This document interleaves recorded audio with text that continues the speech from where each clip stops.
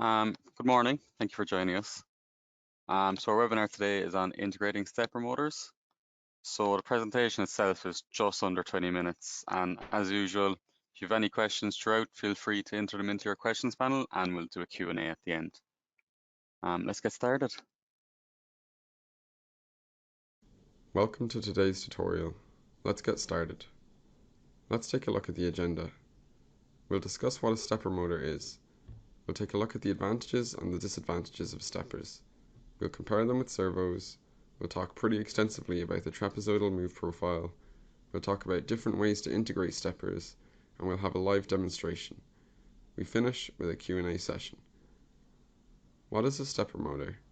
It's a type of brushless DC motor that's used in simple positioning applications.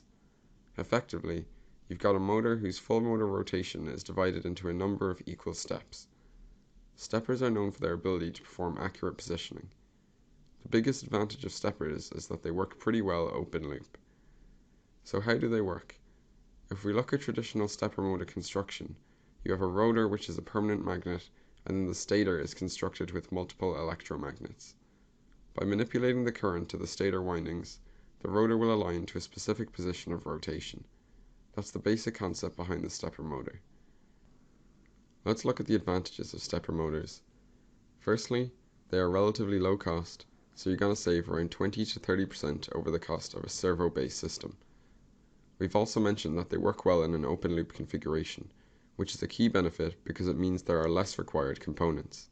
You don't need an encoder with the system, and it will work reliably in an open loop configuration. Steppers are quite easy to use. They're generally significantly easier to use than servos. Servos are excellent with low-speed continuous torque applications, as well as applications where holding torque is a critical component. They also do not have any hunting going on at rest, so when the rotor is stationary, it holds well without hunting around for a position. Let's look at the disadvantages of stepper motors. They're designed for low dose and low speed. You're typically looking at 1000 RPM and less.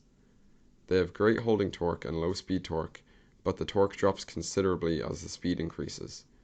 They don't do well with correcting for disturbances, so that's why they're best used in an open loop scenario. The control is not sophisticated, so if you have a fairly sophisticated motion profile you need to follow, steppers are probably not the approach you're going to take. They can be a bit of a power hog because they often utilize full power at rest. Now let's quickly compare steppers and servos. Steppers typically run open loop, have 20 to 30% cost savings, and offer good low-speed torque.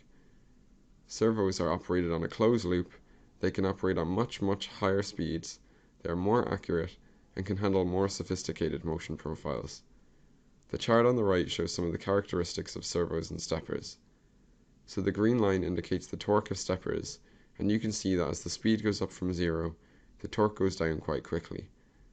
The red line is the instantaneous torque for the servo. The blue line is the constant torque line for the servo. If you've got an application where the torque requirements are not continuous, then servos have a significant advantage over steppers, and they can supply a high level of peak torque. However, if you need continuous torque, there is a low speed range where steppers have a significant advantage. When is the right time to use a stepper? Certainly in low cost, low speed applications where you're doing point to point movement, and applications where there's continuous torque at low speeds without the benefit of a gearbox. In most other applications, you're going to be looking at servos. Now, let's talk about the different components in the control system. We've got 4 main components, and it starts with the controller. When I'm talking about controller, I'm talking about a PLC, talking about a Horner OCS all-in-one controller.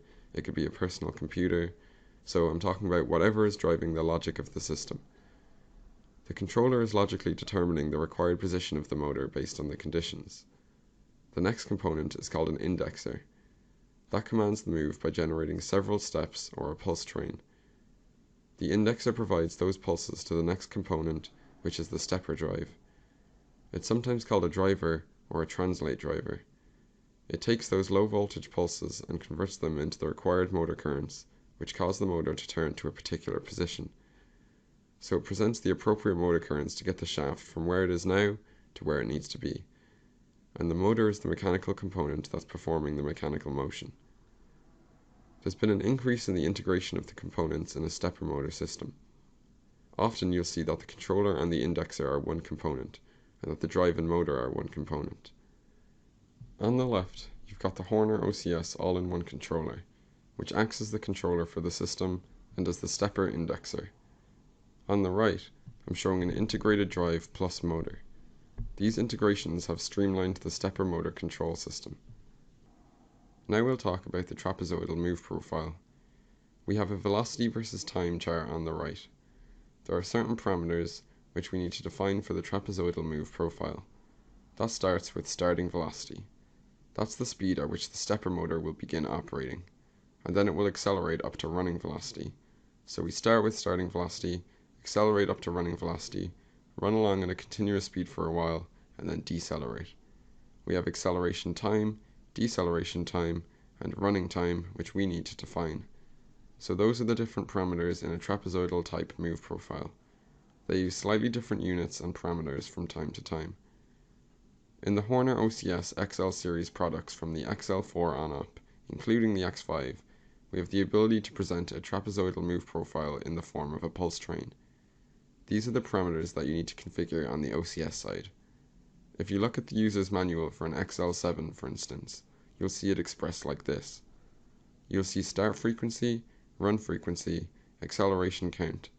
It's not in terms of pulses per second squared or milliseconds of acceleration. It's in terms of the number of steps that are sent out during the acceleration phase of the trapezoid. You have the same thing on the deceleration side, and that is also a DSL count. And then in between, you have your running count. If you take these three things together, the acceleration count, the running count, and the DSL count all in pulses, then that is the total distance for the move. Okay, so when we go from the profile on paper to actually making a motor move on a real system, what are the sort of things that we need to think about? There are a couple of things that we need to understand about the system as a whole. From a mechanical standpoint, what is the linear distance per revolution of the motor shaft? We need to take a look at the mechanical design so we have a relationship between a revolution of travel of the motor shaft versus a linear travel of whatever is moving with our control system. It's important to know how many steps or pulses per revolution are required for the stepper motor.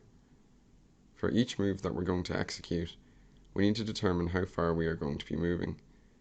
We'll start with linear distance and convert that to steps. What kind of acceleration and deceleration times do we need? What kind of starting velocities are we going to have? What kind of full speed running velocities are we going to have? Those are the things you need to think about so that you prepare to execute the control system. Let's say we've got a case where one motor revolution equals 1 inch. We'll go with a fairly typical number of steps per revolution, let's say 1600 steps, which is fairly inexpensive. For a small stepper, you can easily get an integrated motor that will support 1600 steps per revolution. We're going to move a distance of 5 inches, so we're going to calculate the parameters that we need. We'll go with an acceleration and deceleration time of about half a second. We'll have a starting velocity of half an inch per second, and bump it up to 1.5 inches per second. Let's take a look at the trapezoid with all this data filled in. Now let's start calculating our parameters based on this data. The first thing I do is calculate my total distance in steps. So we're going to make a 5-inch move. Our mechanical system is 1 inch per revolution, and we've got 1600 pulses per revolution. So this move is going to be 8000 pulses. That's not a direct parameter for anything we do, but it's a useful thing to know for calculations later. Next, we'll calculate our starting and running velocity. We start with a half inch per second as our starting velocity, and then we accelerate up to 1.5 inches per second. If we take those values, multiply by the number of pulses per inch, we get 800 pulses per second for starting velocity and 2400 pulses per second for running velocity. The next thing we calculate are the number of acceleration and deceleration pulses. We're going to take the average number of pulses during acceleration and the average number of pulses during deceleration to calculate what that number turns out to be. And since we're accelerating from 800 to 2400, the average of that is 1600 pulses per second. Where we convert from half a second over to pulses, we do additional multiplication and we see that there are 800 pulses during the acceleration phase, And because we're going with an equal number of acceleration and deceleration, we've got the 800 pulses on the deceleration phase. Now we'll calculate the number of running pulses that we need. We take our total pulses that we calculated at the beginning and subtract our acceleration and deceleration, which is 6,400 pulses. Here's a summary of our parameters that we need to plug into the OCS. Now, how do we actually plug this data into an OCS and make all of this happen? We'll show the configuration in a demo soon. With your typical XL series OCS from the XL4 on up, you have the ability to drive two stepper motors, and those have different register numbers allocated to each of them for start frequency, run frequency, acceleration, run, and deceleration counts. Keep in mind that this map varies a little bit depending on the product you're using. Now we've gotten the parameters established, but how do we actually make it work? We have a few digital bits that we have assigned to the stepper control for each of the two stepper systems. For example, with an XL4 or XL7, Q1 is the output for the first stepper, and you use that coil to trigger the start of a move. Q2 is used to trigger the second stepper that's built into the OCS, and then you've got a bit to tell the system it is ready, and when it's done. You've got another bit that'll turn on if there's an error. If you've configured some parameters incorrectly, it'll let you know. Okay, so to make this a little clearer from a sequence standpoint, I will show some ladder code shortly. Here's a flowchart on how to initiate a move from an OCS. We're going to start out by setting our move parameters and an output to control direction. The direction signal is a very low speed signal that determines whether the motors go clockwise or counterclockwise. We check one of those status bits in the OCS to see if we're ready to move. If we are ready to move, we'll also trigger the move at that point. Then we'll set the Q bit that triggers the move. As soon as we trigger the move, we're going to monitor for errors. If there are no errors, we verify the fact that we are moving. Once we've verified moving, we pay attention to the flag that tells us when we're done. When that turns on, we know we're complete, and we reset and make the next move at the appropriate time. So that's the sequence that's required for commanding movement. Now we'll do a live demonstration.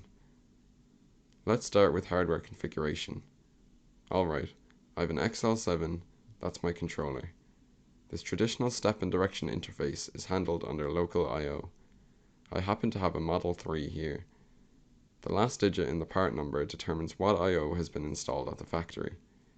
Models 3, 4, 5 and 6 have solid state outputs, so they have the ability to drive stepper motors through the indexing feature.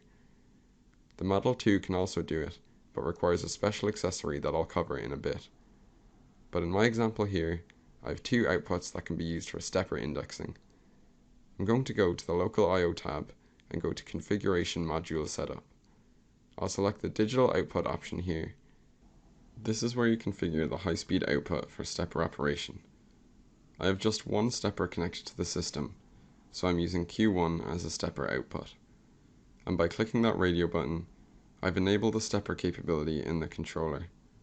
Now, for high-speed output functionality, you can move around where your move and status parameters are located. You can't move your control output, you can't move your Q1 or Q2, but you can move your AQs and Is if you want to. I'll leave them with the defaults, they work well in that configuration. Okay, so that was it for configuration. Now let's look at the logic. This is a sample program that we provide to any customer who asks. It's designed to execute sample stepper moves. We have the flowchart that I showed you earlier, and it only takes a few rungs to execute. I've got 4 rungs total for executing these moves. I've got some extra rungs at the bottom that aren't related to creating the pulse trains. Let's take a look at the screen that I've built. Okay, so this is a big screen that allows you to select between the traditional step and direction stepper example and a more modern and complicated can open stepper example. Let's head to the step and direction screen. Here's where we can fill in the initial and running velocities, and those are in pulses per second. On the right is where we fill in our pulses for acceleration, running, and deceleration. We've got our start button here, which is going to turn on Q1 to initiate the move. And then we have our statuses. We have our status for ready, our status that says we're moving, and our status that says we're done. These three status lights are derived from the same status bit that's available with the stepper interface. Then we've got our dedicated error bit that tells us if there's a problem with our parameters. Then I've added this reset bit, which is an extra feature of the example program. I've also got a timer so I can time how long the moves are taking based on the parameters that I plug in. And then I have the save parameter button here, which triggers a rung of logic. In this example, we're just manually copying into AQ registers, and every time we power up, the register starts at 0. To maintain the default values, I have a save button that, on the first scan, loads in the last values that I used if I had saved them. Let's take a look at how this works. I'm going to switch over to my overhead camera. You can see the XL7 that's executing the example program here. Okay, so what I've got here is an inexpensive stepper motor with a traditional step and direction type interface. It's got 1600 pulses per revolution. I've put a piece of tape on here so that we can keep track of where the shaft is and watch it move. I'm going to go to the step and direction screen that I showed you earlier. I've plugged in the parameters for initial velocity, running velocity, acceleration pulses, deceleration pulses, and running pulses, the same ones that we calculated earlier. When I press start, things should start moving. Let's see what happens. Alright, there we go. So my piece of tape isn't super exact, but what you have there is 5 revolutions exactly, which in our example is what we wanted. I'll run that again. It's running pretty slow. Depending on the system, we can play around with the parameters. Let's run it one more time and time up the move. It's taking about 4 seconds. Let's crank up the velocity a little bit. Alright, once I have the velocity changed, I should be changing the 3 parameters over here on the right to the same amount, but I'm not going to do that. I'm just going to see what happens when we increase our velocities. Let's see how it goes. There's really not a whole lot to it, just 3 or 4 rungs of logic and a bit to configure. It's very simple. Now I'll show you an alternative to the step and direction approach, which I'm not going to cover in detail. Here on the right, I have an integrated servo that's a similar size to what you saw with the stepper motor. It's connected to the XL7 through CAN 2 and is configured for CAN open. This is actually a servo and not a stepper, but you can get steppers that have a CAN open interface. I'll go to the CAN open stepper example. You can see that it's much more complex. There's a bunch of parameters for keeping track of the network communications. We've got a variety of different parameters in terms of acceleration and deceleration. We could be operating this in velocity mode instead of just position mode, or we could be in torque mode. There are a lot more options with a stepper system. The position is hunting around a little bit every once in a while. I can move the shaft a little bit there as well, but I'm going to go to 100,000 counts and see what happens. We'll start that now, and as you can see, that's a significantly faster piece of motion right there. We think that that's an interesting comparison to show you between a stepper and a servo. We also offer an add-on accessory for the XL series that can help increase the frequency at which you output pulses. This option card is called a HE-XHSQ. So you pull the cover off the back of the controller where the I/O is mounted and install this extra circuit board. A deeper back cover is included within the field installation kit. You install that back cover and now you have 4 extra terminals that provide 2 high-speed outputs up to 200 kHz. With the 5V option, you can get frequencies into the megahertz range. There are 3 functions for this accessory. The first function is to add frequency. If you're working with a micro-stepping motor that needs lots of pulses per second, this will allow you frequencies in the 200K range, even for a 24V pulse train. It also gives you the ability to support 5V rated steppers, which allows you to send pulse trains that could be in the megahertz range. It also gives the Model 2 the ability to support stepper and PWM and frequency, which it doesn't do on its own because it only has relays. Thank you for watching today's tutorial. The Q&A session will begin shortly.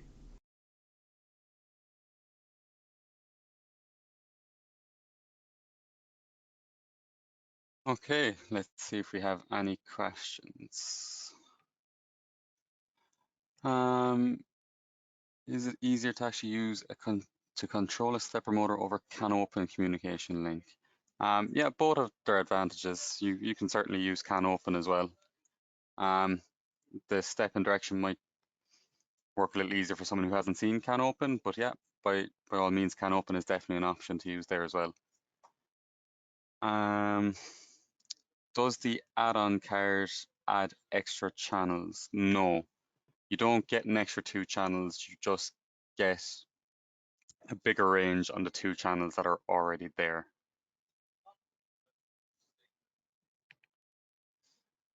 Is there anything else? Not that I can see just now. I'll come back to the pane in a minute. I'll take you to the screen as usual. Now you should all be able to see my screen there now. So next week we do have wiring micro OCS controllers at the usual time. The registration link is there as well. We do have the next set of webinars planned also. So we will be updating this screen very shortly, but it will be C-scan networking, PID, logic simulation, and IEC advanced math. They'll be the next upcoming 4. You'll see those in the list here shortly, within the next day or so anyway. And the registration links will be up then as well.